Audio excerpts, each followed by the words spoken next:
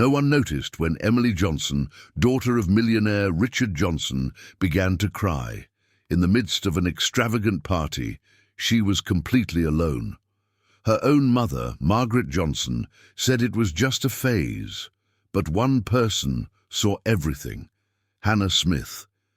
When this woman decided to act, the entire hall fell silent, and what she did that day changed the fate of that girl forever. Our stories have traveled far. Where are you watching from today? Share with us in the comments. The alarm clock rang at 4:30 a.m., but Hannah was already awake.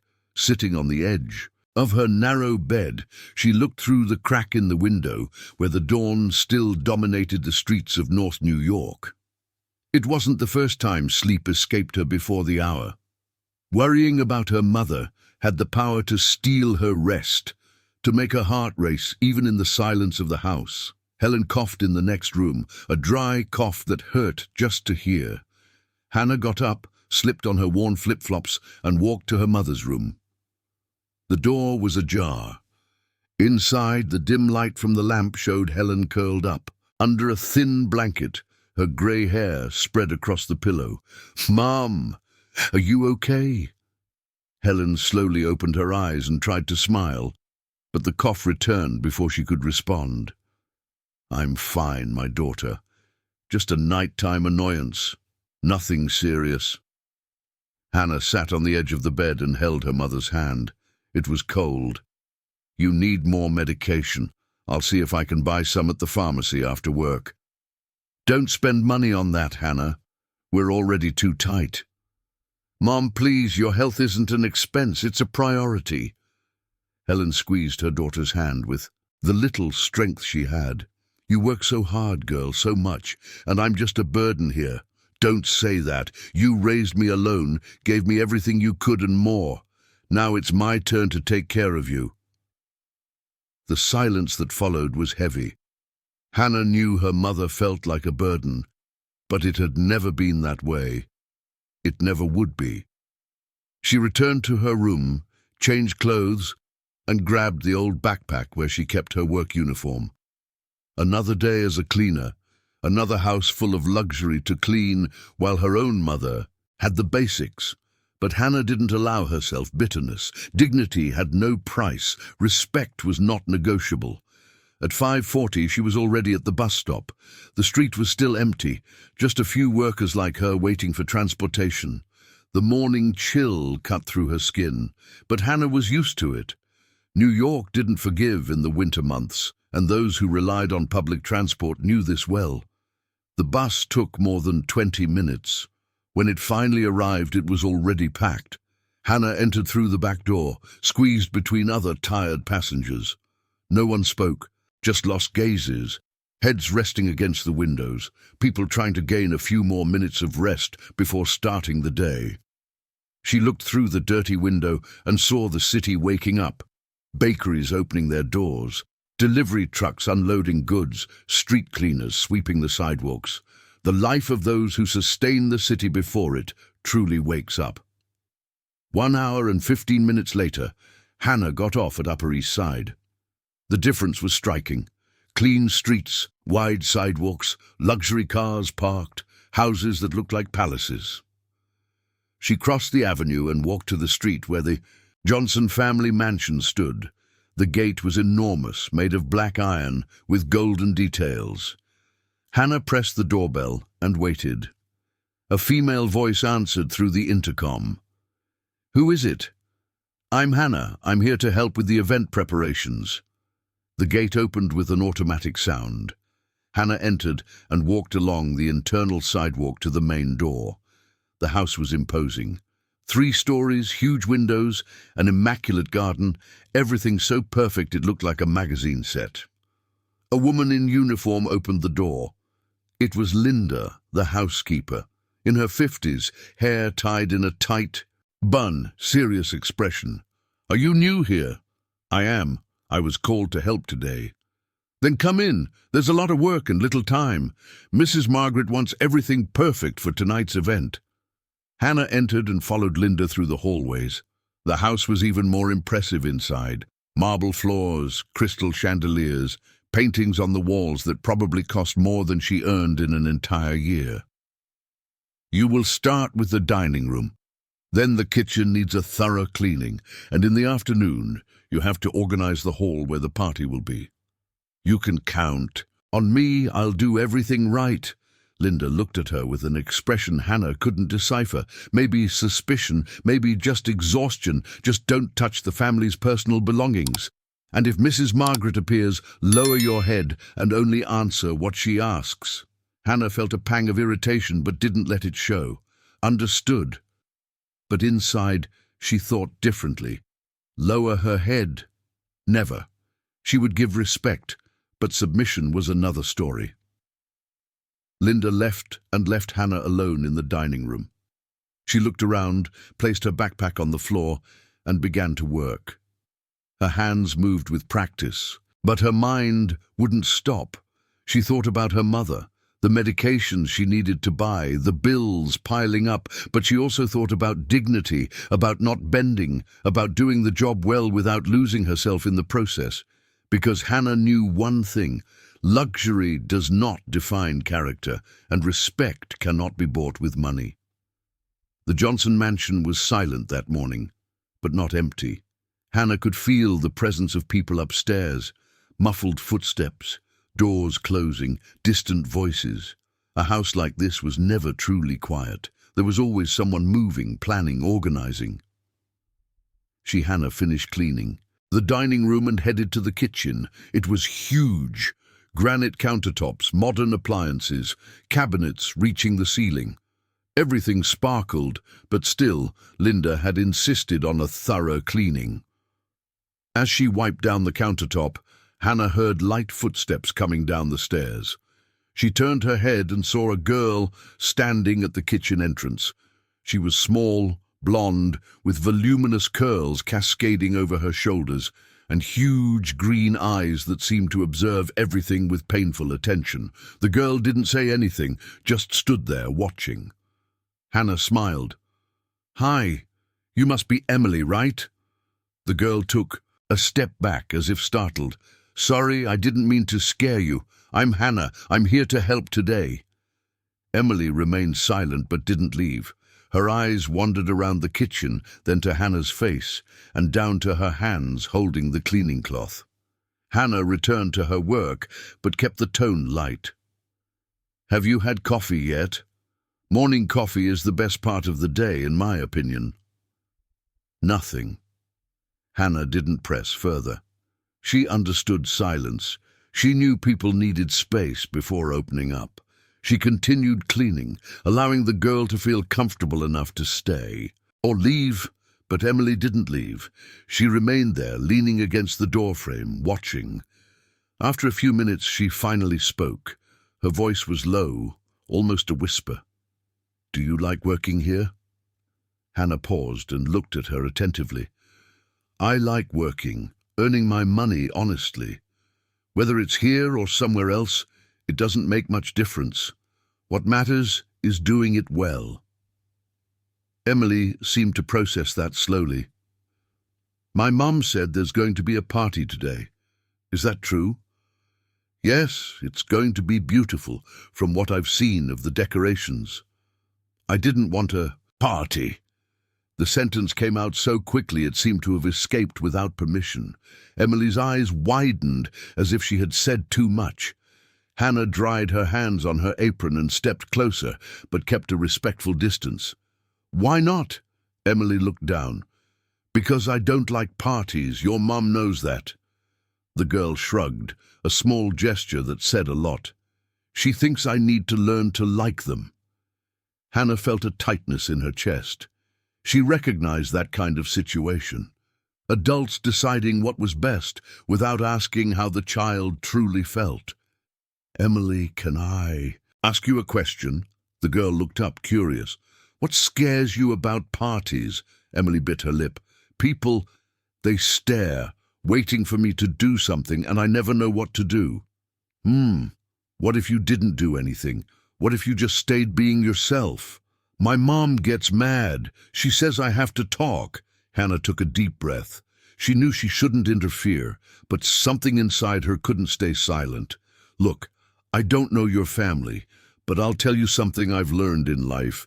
You don't have to be what others expect. You can just be you, and if someone doesn't like it, that's their problem, not yours."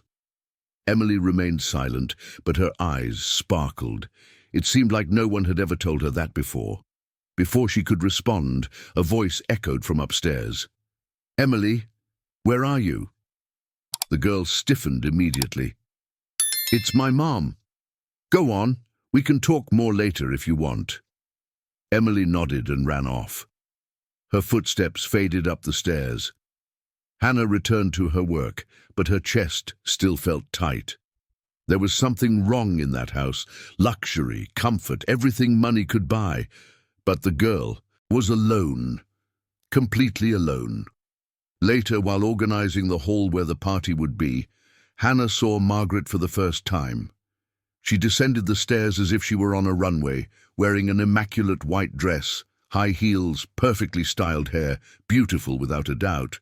But there was something about her demeanor that was unsettling. Margaret looked around the hall with critical eyes. "Are you the new cleaner?" "Yes, I am. My name is Hannah." Margaret didn't blink. "I hope you do a good job. There will be important people here tonight. There can't be any mistakes." "Don't worry. I'll do everything right." Margaret was about to leave when she stopped and looked at Hannah with a different expression.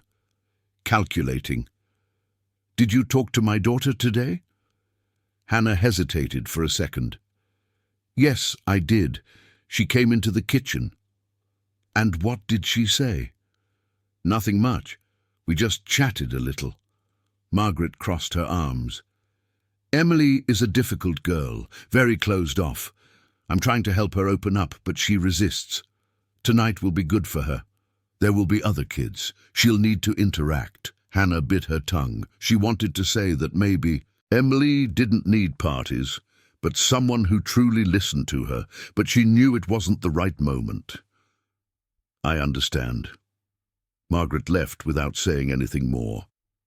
Hannah found herself alone in the hall, looking at the perfectly aligned chairs, the expensive decorations, the imported flowers, everything so beautiful, so empty. She thought of Emily, thought of the fear in the girl's eyes, thought about how cruel it was to force someone to be what they were not. Margaret Johnson woke up early, as always. Her routine was precise, meticulously planned.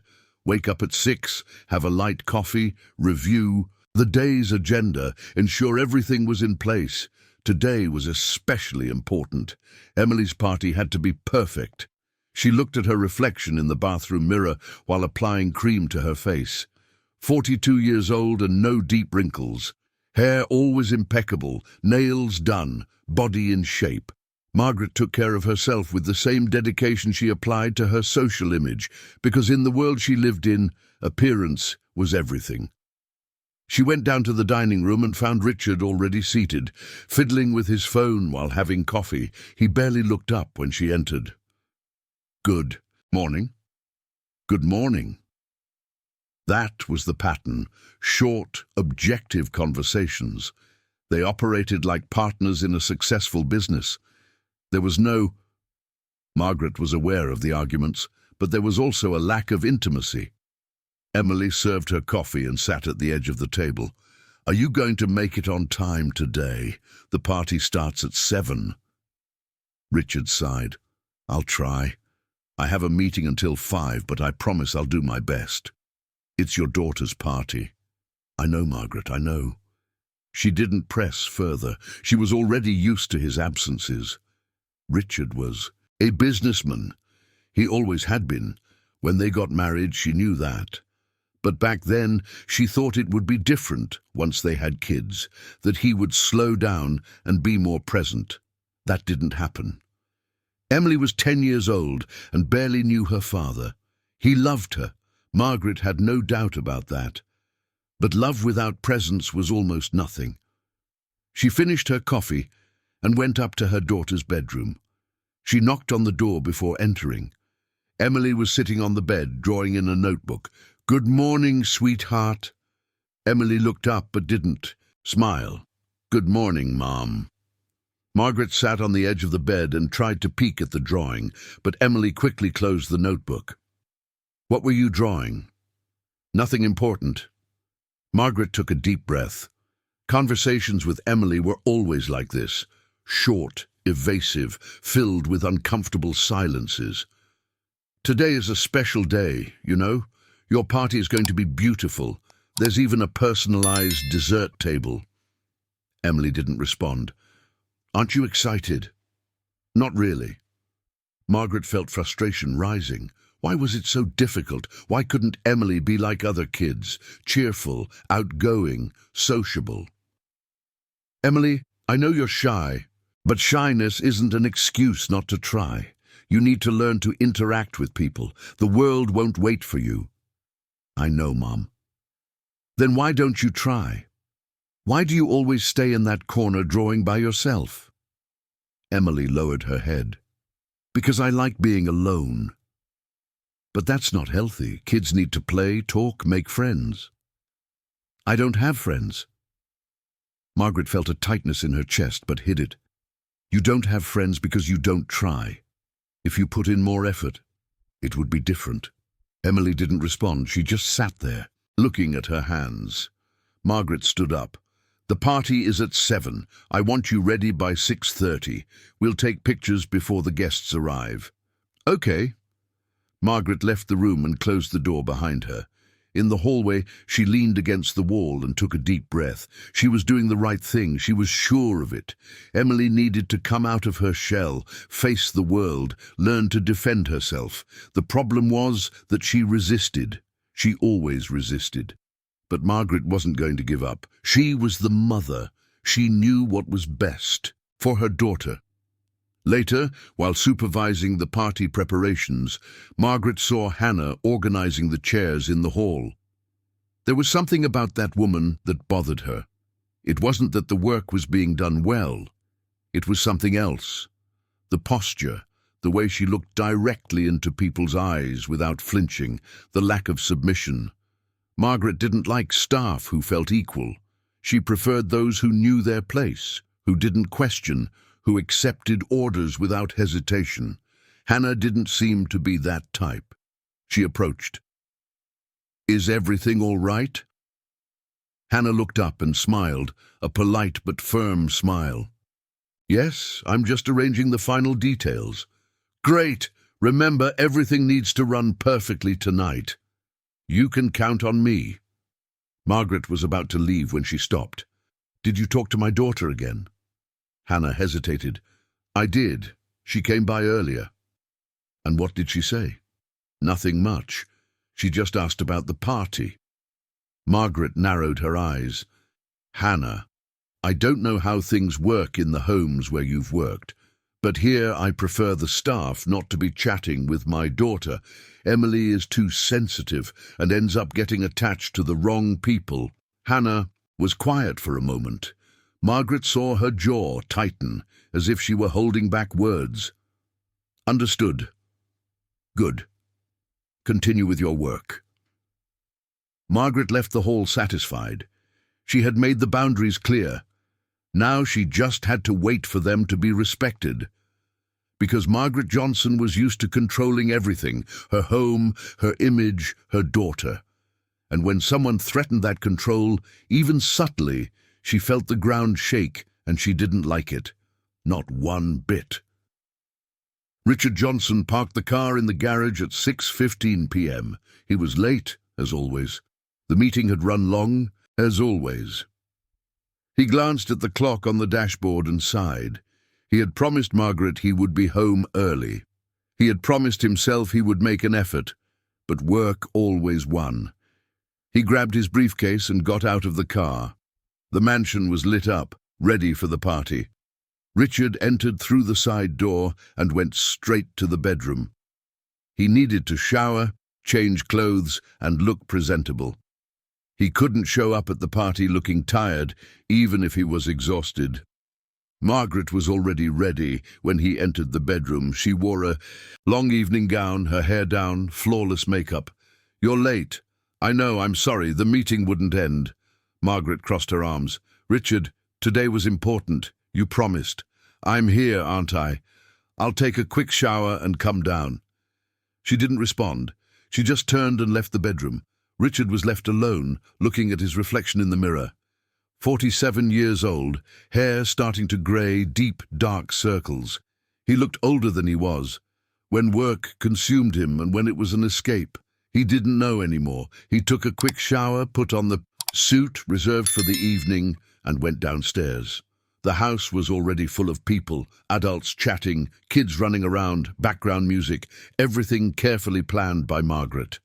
He greeted some guests, shook hands, smiled. It was automatic.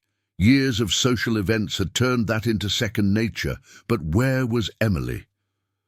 Richard searched for his daughter with his eyes. He didn't find her in the hall, so he went up to her bedroom. The door was closed. He knocked lightly. "Emily, are you there?" Silence. He opened the door slowly. Emily was sitting on the bed, still. Emily was in her pajamas, looking out the window. "Honey, what are you doing here? The party has already started." Emily turned her face to him. Her eyes were red. "I don't want to go down, Dad." Richard felt a tightness in his chest and sat on the edge of the bed.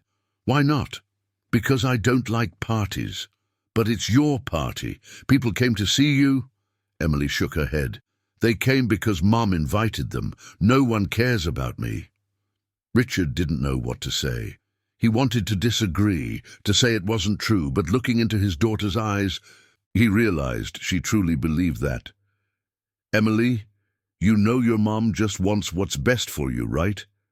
She organizes these parties so you can learn to socialize." "I don't want to learn. I want to be left alone." Her voice cracked. Richard reached out and held her hand. "I know it's hard, but sometimes we have to do things we don't want to." Emily looked at him with an expression Richard had never seen before. It was pain, pure pain. "You always say that, Dad. Always.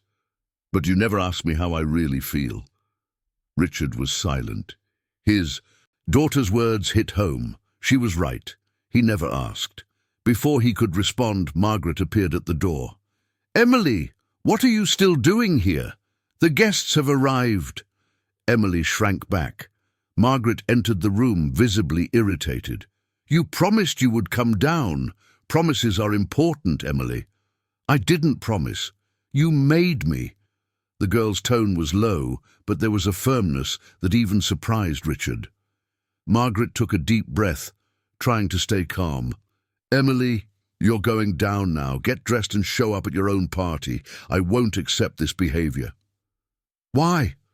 Why do I have to do this? Because I'm telling you to." The shout echoed through the room. Emily recoiled, her eyes wide. Richard stood up, trying to calm the situation. "Margaret, please." "No, Richard, I won't calm down. This girl needs to learn that the world doesn't revolve around her, that she needs to fulfill commitments, that she needs to grow up." Emily started to cry. Silent tears streamed down her face. Richard looked at his wife, then at his daughter, and for the first time in a long time, he felt lost, completely lost. Margaret stormed out of the room, slamming the door. Richard stood there, unsure of what to do or say. Emily wiped her tears with the back of her hand. "You can go, Dad. I'll go down." "Emily, you can go." Richard hesitated, but eventually left. He walked down the stairs slowly, his chest tight. Downstairs the party continued, laughter, music, happy people. But he couldn't feel anything but guilt. Guilt for not being present, guilt for not knowing how his daughter felt, guilt for letting Margaret make all the decisions while he hid behind work. He grabbed a glass of wine and went to a corner of the hall. He stood there watching, waiting, hoping that somehow the night wouldn't end in disaster. But deep down, he knew it was already too late. Hannah was in the kitchen organizing the last plates of appetizers when she heard light footsteps behind her. She turned and saw Emily standing in the doorway. The girl had changed clothes. She was wearing a dress, her hair held back with a sparkling tiara. She looked like a porcelain doll, but her face was tense, her eyes red from crying, her hands trembling slightly at her sides. "Hi, Emily." The girl didn't respond immediately, just walked slowly in, as if each step took immense effort, and sat on a stool in the corner of the kitchen. Hannah continued working but kept her attention on her. She knew that sometimes the best way to help someone was not to force a conversation, just to be present, just to exist in the same space without demanding anything. After a few minutes that felt like hours, Emily finally spoke. Her voice was low, almost a whisper that barely rose above the noise of the party preparations. "My mom yelled at me." Hannah stopped what she was doing, dried her hands on her apron, and turned fully to her. She gave all her attention to the girl who clearly needed to be seen. "Why?" "Because I didn't want to go down to the party. She got mad, yelled at me, said I'm difficult, that I resist everything she tries to do for me." Hannah felt her heart tighten, moved closer, and knelt in front of the girl, meeting her gaze. She wanted Emily to know she was being taken seriously. "And how do you feel now?" Emily shrugged, a small gesture that carried a heavy weight. "I don't know. Sad, angry, tired of all this." "Tired of what?" "Of trying to be what she wants. Of pretending everything is okay when it's not. Of smiling when I just want to cry and disappear from this place." Emily's voice trembled at the end. Hannah carefully held her small hands with all the gentleness in the world, as if holding something very fragile. "Emily, listen to me. You don't have to be what anyone expects. You just have to be yourself. And if someone doesn't accept that, the problem is theirs, never yours. Do you understand me?" "I understand, but my mom doesn't accept it. She thinks I'm wrong, that there's something broken in me that needs fixing." "You're not wrong. You're different, and different isn't wrong. Different is just different. The world needs different people." Emily looked at Hannah with those tear-filled green eyes, a mix of hope and despair. "Why are you so nice to me? Why do you understand me when no one else does?" Hannah smiled tenderly. "Because I see you for who you really are, and I know what it's like to be invisible, even when surrounded by people. What it means to scream inside while smiling on the outside." Emily suddenly hugged Hannah, a tight, desperate embrace, as if she were clinging to a lifeline in the middle of the ocean. Hannah felt the girl trembling and held her tightly, running her hand through her hair in gentle, comforting motions. "It will be okay. I promise it will." "How do you know? How can you be sure?" "Because you are strong, stronger than you think, and because I will be here." They stayed like that for a few precious minutes. Then Emily slowly pulled away and wiped her tears with the back of her hand, leaving damp marks on her pale face. "I need to go, or my mom will get even angrier. She's already nervous about everything." "Go, but remember, you're not alone. You will never be alone again." Emily nodded and left the kitchen. Hannah stood there, her heart tight as if someone were squeezing it hard. She knew she shouldn't get so involved. She knew it could cause problems, that she was crossing invisible but very real lines. But she couldn't remain indifferent. Not when she saw someone suffering like that, not when she saw a child slowly fading away. The party was in full swing now. The hall was filled with elegantly dressed people, kids running between the tables, upbeat music playing from the professional sound system hired especially for the event. Hannah discreetly moved around the spaces, collecting empty cups, rearranging the buffet whenever necessary, ensuring everything was perfect as Margaret demanded. From a distance, through the open doors of the hall, she could see Emily. The girl was sitting in a secluded corner, alone, amidst all the noisy celebration, while the other kids played in tight-knit groups. No one approached her, No one called her to join in. It was as if Emily was invisible, a ghost at her own birthday party. Margaret was on the other side of the hall, animatedly chatting with a group of well-dressed friends. She was loud, gesturing elegantly, radiating charm and friendliness. But she wasn't looking at her daughter. She didn't see that Emily was completely isolated, didn't see the suffering etched on her small face. Or perhaps she did, and chose to ignore it, believing it was necessary, that it was part of the learning process. Hannah felt anger, a deep, silent anger that burned inside her. How could one not see their own child? How could one be so physically close, yet so emotionally distant? How could one organize a beautiful party and forget that the guest of honor was suffering? She saw when a woman in a blue dress approached Emily and tried to strike up a conversation, probably asking if she was enjoying the party. The girl responded with short monosyllables, looking down, her shoulders hunched in a defensive posture. The woman quickly gave up, forced a smile, and walked away looking for easier and more pleasant conversations. Hannah took a deep breath, trying to control the urge to cross that hall and take Emily's hand, but she knew it wasn't the moment yet. Not yet. She needed to wait. She needed to observe.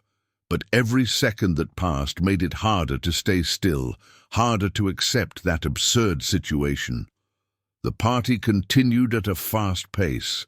Waiters circulated with trays of drinks and sophisticated snacks. Conversations blended into a constant noise that filled every corner of the mansion. Kids ran around the illuminated garden.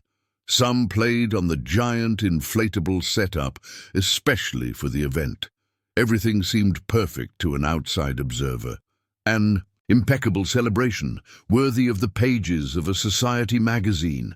But Hannah saw beyond the surface, saw Emily shrinking more and more in her chair in the corner, fading away, becoming more and more absent, even while present. The girl stared at her own lap, nervously fidgeting with her fingers, clearly wishing to be anywhere else in the world. Linda, the housekeeper, passed by carrying an empty tray. That girl is really strange. A beautiful party like this, and she looks like she's at a funeral. I don't know what Mrs. Margaret did to deserve such a complicated daughter. Hannah felt her blood boil, but she controlled herself.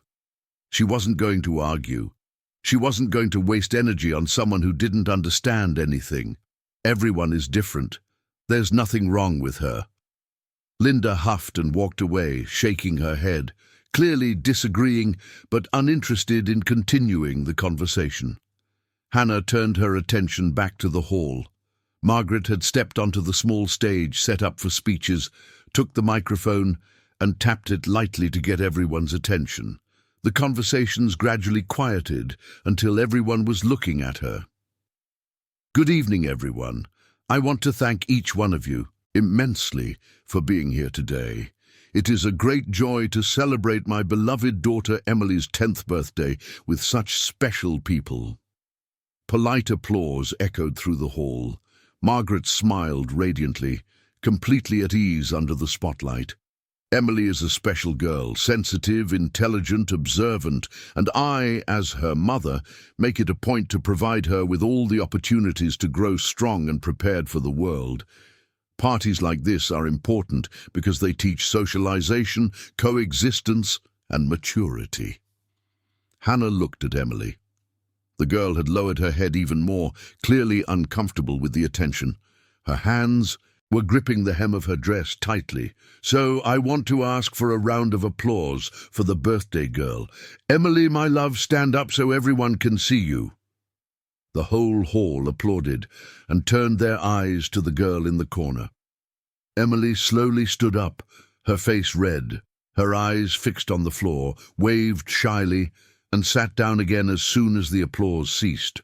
Margaret continued speaking, thanking vendors, praising the decorations, mentioning the upcoming charity events she was organizing.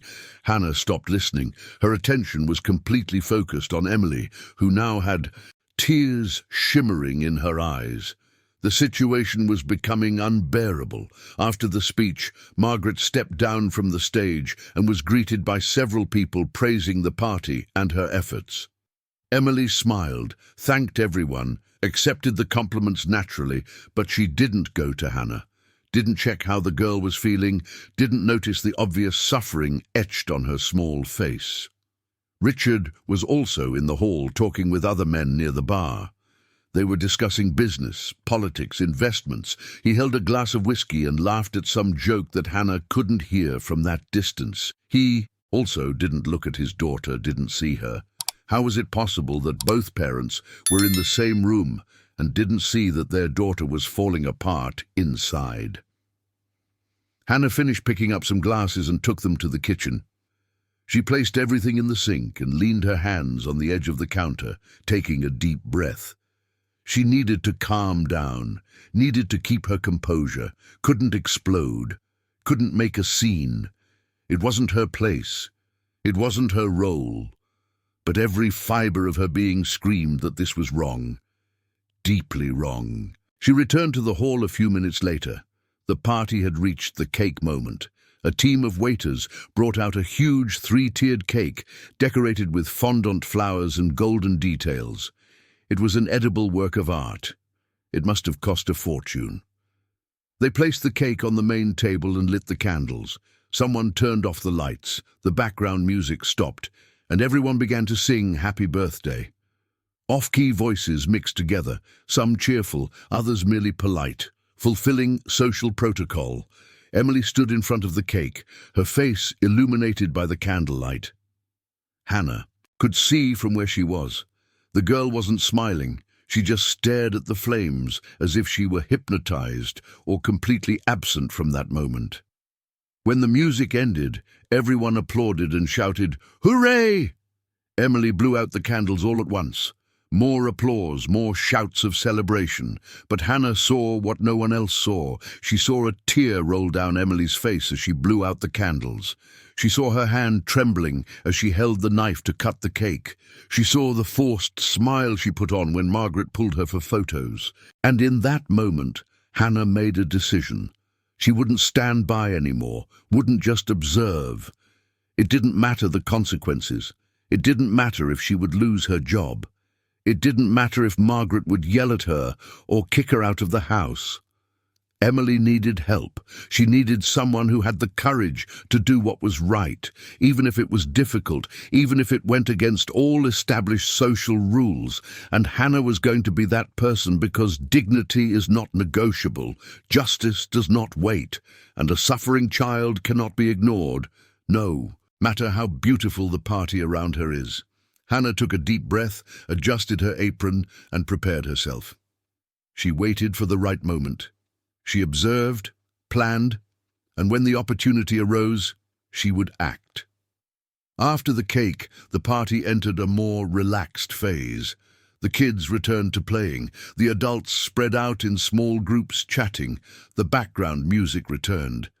Emily had managed to escape the center of attention and returned to her isolated corner.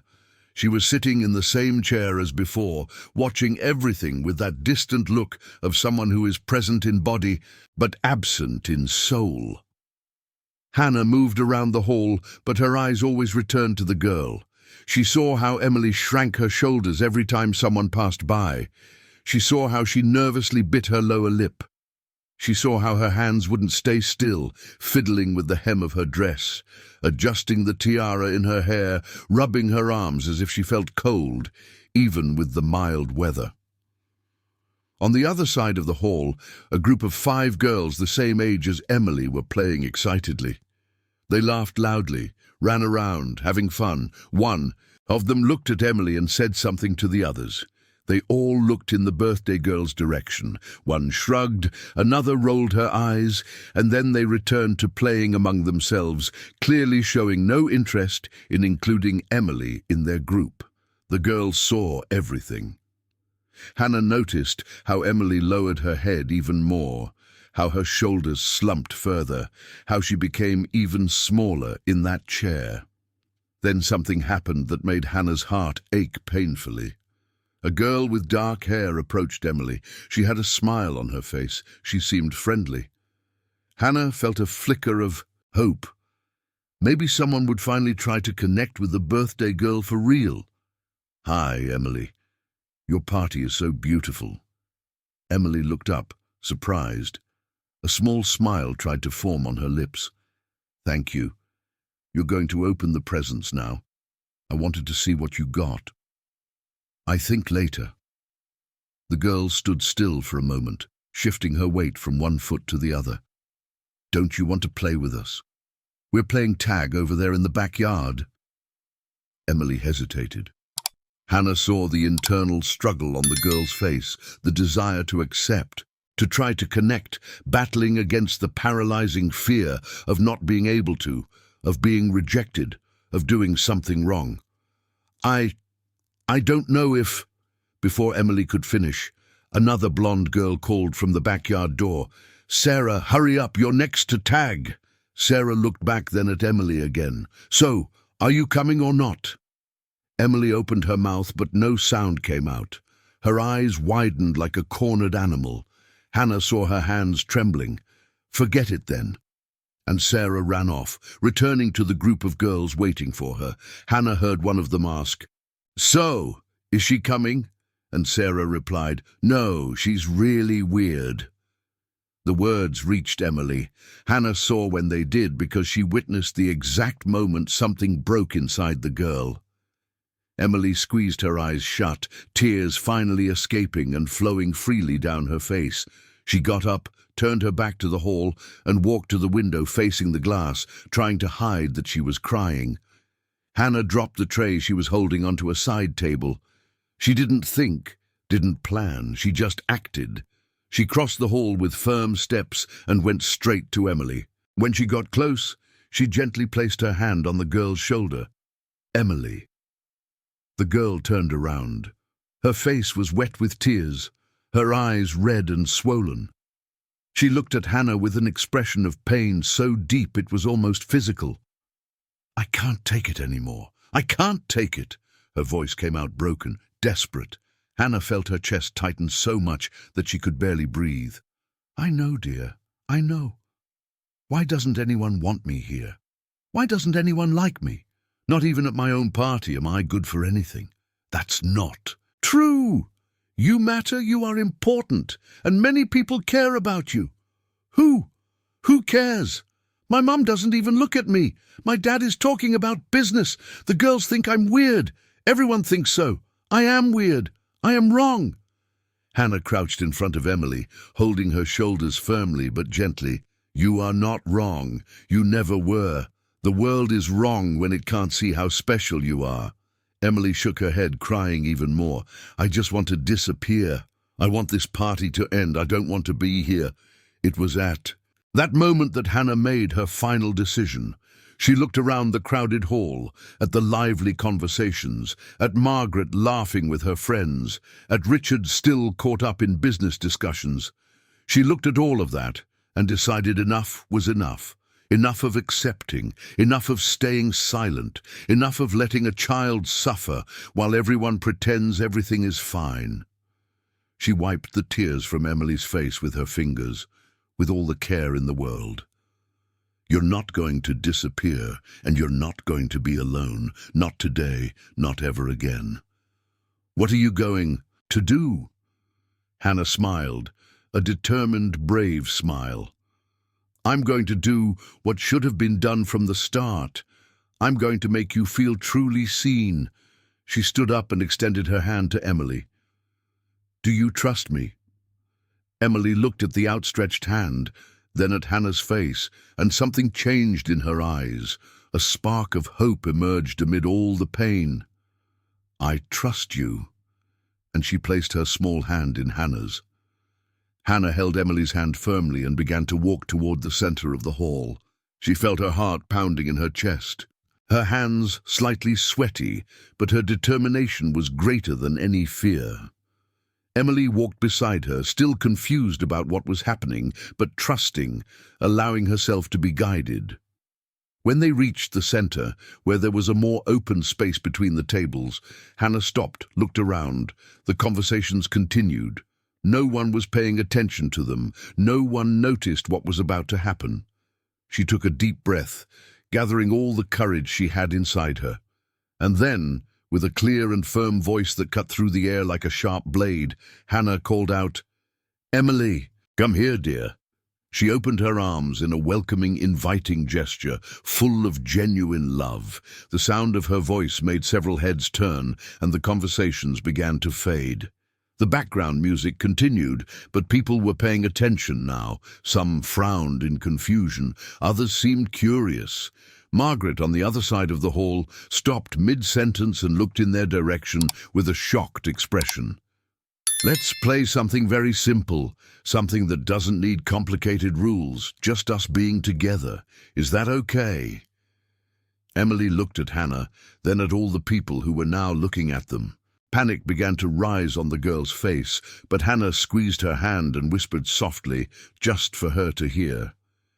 "Just look at me. Forget everyone else, just you and me. Deal?" Emily nodded her head, trembling but trying to trust. "Here's what we'll do. I'll spin you slowly and you'll spin back. That's it. Very simple, no stage, no performance, just us having fun. Is that all right?" Hannah began to spin gently, holding both of Emily's hands. The girl spun along, still tense, but starting to relax little by little. Hannah began to softly sing a simple song that kids sing when playing in a circle. The hall was now in complete silence. All conversations had ceased. All eyes were fixed on those two figures in the center of the space, the cleaner in a simple uniform and the birthday girl in a pink dress, spinning together. Two intertwined hands, two completely different worlds, meeting in the middle of that luxurious hall. Margaret stepped forward, her face red with anger and embarrassment. But before she could say anything, something happened that no one expected. Emily smiled, a small smile at first, shy, almost imperceptible. But as they continued to spin, as Hannah hummed and looked into her eyes with all the attention and care in the world, the smile grew, became bigger, more genuine, more radiant. And then Emily laughed, a light, genuine laugh that came from deep within her chest, the most beautiful sound Hannah had ever heard in her life. The girl was having fun, she was present, she was alive in a way she hadn't been throughout the entire party. Some people in the hall began to smile too. Others remained shocked, but no one could look away. It was impossible not to see the transformation happening before everyone's eyes. The girl who had been dimmed, hidden, suffering in silence now shone. Her green eyes were alive, her cheeks flushed, her smile enormous. When the little game ended, Emily ran to Hannah and Emily hugged her tightly. She buried her face in her simple uniform and held on tight, as if clinging to the only solid thing in a world crumbling around her. "Thank you. Thank you. Thank you." Her voice was muffled against the fabric, but everyone in the hall could hear. The silence was absolute now. Even the music had stopped. Someone had turned off the sound. Hannah ran her hand through Emily's hair, caressing her with infinite tenderness. "You don't need to thank me. You deserve to be happy. You always have." That's when Margaret rushed over to them, walking quickly, her high heels clicking loudly on the marble floor. Her face was contorted in a mask of barely contained fury. "What do you think you're doing?" Her voice came out low but cutting, filled with barely disguised venom. Hannah slowly stood up, not releasing Emily, keeping the girl protected by her side. "I was paying attention to the birthday girl, something no one here has done all night." The entire hall heard this. Some let out muffled gasps of surprise, others exchanged uncomfortable glances. Margaret froze, her eyes wide with shock. No one, absolutely no one, had the courage to speak to her that way, especially not an employee, especially not in front of all her friends and acquaintances. "How dare you?" "I dare because someone needed to dare. This girl spent the whole party alone, crying, silently begging for attention, and no one saw, or worse, they saw and ignored her. Richard stepped forward now, setting his glass of whiskey down on a table along the way. He looked confused, trying to understand what was happening. "Hannah, I think you're overstepping." Hannah turned to him, her eyes shining with an intensity that made Richard take an involuntary step back. "I'm overstepping? Me? Your daughter's birthday has turned into a social event for adults. No one played with her. No one really talked to her. She was called weird by the other kids. She cried alone while you two were too busy to notice." Richard paled, looking at Emily, who was still clinging to Hannah, and saw the marks of dried tears on his daughter's face. He saw the wrinkled dress from how much she had been curled up. He saw everything he had been blind to all night. "Emily, it's true." The girl looked at her father, her eyes still red. "It's true, Dad. I didn't want this party. I told you and Mom, but no one listened to me. No one ever listens to me." Emily's voice was small but firm. For the first time, she was speaking the truth in front of everyone. She was no longer hiding, no longer pretending. The hall remained in absolute silence, dozens of pairs of eyes watching the scene unfold, some with pity, others with judgment, others just curious, waiting to see what would happen. Margaret looked around, finally realizing the number of people witnessing the situation. Her face was red, not from anger, but from shame. Public shame, the worst thing that could happen in the social circle she lived in. She opened her mouth to say something, but Hannah continued before she could speak. "I'm not doing this to embarrass you, Margaret. I'm doing this because this girl is suffering and no one is doing anything. She doesn't need big parties. She doesn't need to be forced to socialize the way you think is right. She just needs to be seen, to be heard, to be loved for who she is." Margaret felt her eyes burn for the first time in a long time. Tears threatened to escape, but she held back. She wasn't going to cry in front of all those guests. Richard stepped forward and crouched in front of his daughter. "Emily, I'm sorry. I'm sorry for not seeing, for not listening, for letting this happen." His voice was choked. Emily looked at her father and saw tears. In his eyes, real tears. She had never seen her father cry before. "Do you promise you'll listen now?" "I promise, I swear I promise." Richard hugged his daughter, a tight, desperate hug. Emily responded, burying her face in his shoulder and finally letting out everything she had held back for so long. She cried loudly, not caring who was watching, not caring about the party, just releasing the pain she had carried for so long. Margaret watched the scene, still paralyzed. She saw her husband hugging their daughter, saw their daughter crying. She saw Hannah standing there, firm like a silent guardian. And finally, the mask cracked completely. Tears began to stream down her face as well. She slowly approached and knelt beside Richard and Emily. She extended her trembling hand and touched her daughter's hair. "Emily, my daughter, I'm so sorry so much. I thought I was helping you. I thought I was preparing you for the world, but I was just hurting you." Emily turned her face to her mother. She saw the tears, saw the genuine pain on her face. She didn't say anything for a moment, just looked. And then, slowly, she extended her arm and hugged her mother too. The three of them stood there in the middle of the hall, embraced, crying. A family finally truly finding each other, finally seeing each other, finally understanding each other. The guests began to stir.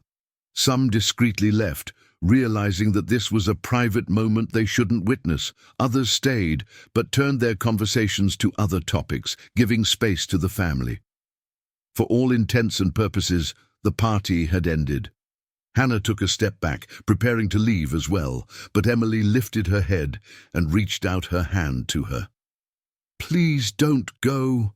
Hannah hesitated, looking at Margaret. The woman wiped her tears and looked at Hannah. There was no more anger in her eyes, only exhaustion and something that looked like gratitude. Stay, please. Hannah returned and knelt as well, completing the circle. Emily held on, her hand tightly. You truly saved me. Hannah shook her head. No, you saved yourself. You were brave enough to trust, to let someone help you. All that courage came from within you. They stayed like that for a few more minutes, until Richard helped everyone to their feet. Margaret looked at the remaining guests and announced with a trembling voice, "The party is over. Thank you all for coming, but now we need some family time." People understood the message. Within minutes, the hall was emptying. Waiters began to discreetly collect glasses and plates. Linda coordinated the cleaning efficiently. When they were finally alone, just the Johnson family and Hannah, Margaret turned to her. "I need to talk to you, but not here. Shall we go to the living room?" Hannah agreed. Emily held her hand all the way to the living room. They sat on the sofa, Hannah between her and her parents. Margaret took a deep breath before starting. "Hannah, I owe you an apology, a huge one. I treated you poorly, judged you, tried to put you in your place as if you didn't deserve respect, just because you work as a cleaner. I don't need—" "No, let me finish, please." Hannah remained quiet. "You did today what I should have done a long time ago. You saw my daughter for who she really is, not what I wanted her to be, but who she truly is. And you had the courage to do something about it, even knowing it would cost you dearly." Margaret wiped away another tear that escaped. "I want to make you a proposal. I don't want you to be a cleaner here anymore. I want you to be Emily's tutor, someone who can be with her, talk to her, help her navigate this world with a fixed salary, benefits and a signed contract. And more, I will arrange private medical treatment for your mother. Whatever she needs, I will help." Hannah was left speechless. She hadn't expected that. She expected nothing more than to be thrown out of the house. "Why are you doing this?" "Because my daughter needs you, because you are the right person to be by her side, and because I've made many mistakes, really many, and I want to fix them." Richard agreed. "We truly want to make things right." Hannah looked at Emily. The girl had wide, hopeful eyes. "Please stay." Hannah felt the tears finally fall. She had held them back all night, but now she couldn't anymore. "I will stay, of course I will stay." Emily hugged her tightly, and they stayed like that, all together, in silence. No more words were needed, just presence, just truth, just genuine love. Finally, free to exist. 3 months had passed since that night that changed everything. Monday morning was cold in New York, but Hannah woke up with a warm heart, looked to the side, and saw her mother still sleeping peacefully. The treatment was working. Helen had gained weight, the pain had decreased, and the cough had almost disappeared. It wasn't a cure yet, but it was life. It was real, concrete hope. Hannah got up carefully not to wake her mother. She made coffee and grabbed her new leather bag. It was no longer an old backpack. It was a simple yet beautiful leather bag, a gift from Margaret in her first month of work. She still wasn't completely used to the changes, the fixed salary, the benefits, the genuine respect. She took the bus, but this time she didn't have to squeeze in. She had left home with enough time to catch a quieter schedule. She arrived at the Johnson family mansion at 8 a.m., the agreed time. Margaret opened the door personally. "Good morning, Hannah. The coffee is ready. Emily is already awake and waiting for you." "Good morning, Margaret. How are you?" "Better, one day at a time, right?" They exchanged a smile. The relationship had completely changed. It was no longer employer and employee. It was something different, an unlikely partnership, but genuine friendship. Hannah climbed the stairs and knocked on Emily's bedroom door. The girl's cheerful voice came from inside. "Come in." When she opened the door, she found Emily sitting on the bed with her sketchbook in her lap. The girl smiled widely upon seeing Hannah. "Look what I drew last night." Hannah approached and saw a colourful drawing of a simple house with 2 women on the porch, one older, the other younger. And beside it, in neat letters, it said, Hannah and Helen. It's beautiful, Emily, really beautiful. I wish I could meet your mother. Do you think she could come here one day? I'm sure she would love to meet you. They spent the morning talking, doing Emily's homework, reading a book together. The girl was still shy, still preferred quiet environments. But now she knew that this wasn't a problem, it wasn't a flaw, it was just who she was. And it was okay to be that way. At lunchtime, Richard came home early. He had drastically reduced his workload in recent months. He learned to delegate, to trust others, because he realized that building a financial empire wasn't worth anything if he lost his daughter in the process. They had lunch together at the kitchen table, not at the formal dinner. They talked about the day, about plans for the weekend, about simple but important things. He told them about a book he was reading. Richard talked about a new project at work. Margaret mentioned an idea for a smaller, more intimate charity lunch. And Hannah just observed with a full heart. That family that had been broken 3 months ago was rebuilding itself. It wasn't perfect. There were still difficult moments, setbacks, challenges. But there was truth now. There was presence. There was real love. After lunch, Margaret called Hannah for a talk in the living room. I wanted to tell you something. What is it? I started therapy twice a week. I'm working through many issues, understanding where my behaviors and fears came from. Hannah smiled.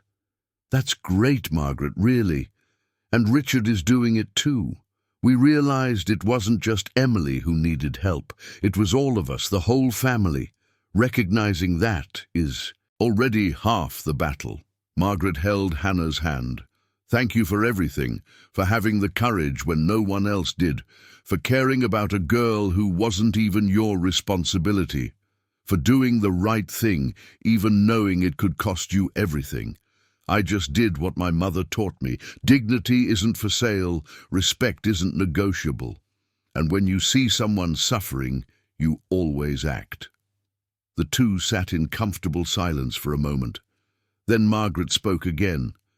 You know, I was thinking, you mentioned that your mother likes plants, that she had a small garden at your house? She does. She loves taking care of flowers. What if we turned part of our backyard into a space for her, with easy access, raised beds so she wouldn't have to bend down too much? She could come here, spend time with the plants, have coffee with us. Hannah felt her eyes welling up. Would you do that? Of course. Your mother raised you to be the amazing person you are. She deserves our respect and gratitude too. Hannah hugged Margaret, a true embrace, filled with genuine emotion. Thank you. She will be so happy. That afternoon, Hannah took Emily for a walk in the park near the Johnson family mansion. It was something they did twice a week. The girl enjoyed watching the ducks, drawing the trees, simply being in nature. They sat on a bench near a small pond. Emily took out her sketchbook and started drawing the ducks swimming in the water. Hannah, yes. Do you think I will be able to make friends someday? Hannah thought before answering. I think you will find the right people at the right time. You don't need to force it. You don't need to pretend to be someone you're not. True friendships happen when you are genuine, and you are genuine. So yes, it will happen. I'm not in a hurry, and you don't need to be either. Life isn't a race. Emily continued drawing, but a small smile appeared on her lips. When they returned home, they found Richard and Margaret on the porch having coffee and chatting, just like that, together, present. Emily ran and hugged them both. I love you guys. Margaret held her daughter's face with both hands. And we love you. Just the way you are. Never doubt that. Richard kissed his daughter's forehead. Forever, princess, forever. Hannah watched from afar, giving space for that family moment, but Emily looked back and extended her hand. Come on, Hannah, you're part of this too. And Hannah went, joining the collective hug, feeling part of something bigger. It wasn't her blood family, but it was chosen family, heart family. When she got home that night, she found Helen sitting in the living room, working on an embroidery project. How was your day, my daughter? It was perfect, Mom. Absolutely perfect. Helen smiled. You're glowing, Hannah. You're really happy. I am for the first time in a long time. I really am. She sat next to her mother and rested her head on her shoulder, just like she used to when she was a child. Mom, thank you. For what? For teaching me to have dignity, to not bend in the face of injustice, to see people for who they really are, no matter where they are on the social ladder. Helen kissed her daughter's head. You've always been special, Hannah. Since you were little, you have a heart that sees beyond appearances, that feels beyond the obvious. That's a rare gift. I learned from the best. They sat there in silence, just enjoying each other's company. Hannah thought about everything that had happened, how a simple choice to do the right thing had transformed so many lives. Emily, from the Johnson family. And she thought that in the end, that was what mattered. Not money, not social status, not appearances, but genuine connections, true love, the courage to see people for who they really are and act when they needed it. Because dignity isn't for sale, respect isn't negotiable, and making a difference, even if small, in someone's life was worth more than any material wealth. Hannah closed her eyes at peace with herself. She had made the right choice. She always had, and she would continue to do so day after day, choosing kindness over convenience, truth over silence, courage over fear. Because that was what her mother had taught her, and that was what she, in turn, was teaching Emily, a legacy of dignity passing from generation to generation, simple yet powerful, humble yet transformative. And in the end, it was all that really mattered. So, what did you think of the story? Leave your opinion in the comments. We love to know what you think. Don't forget to like the video to support us and subscribe to the channel. Until next time, M.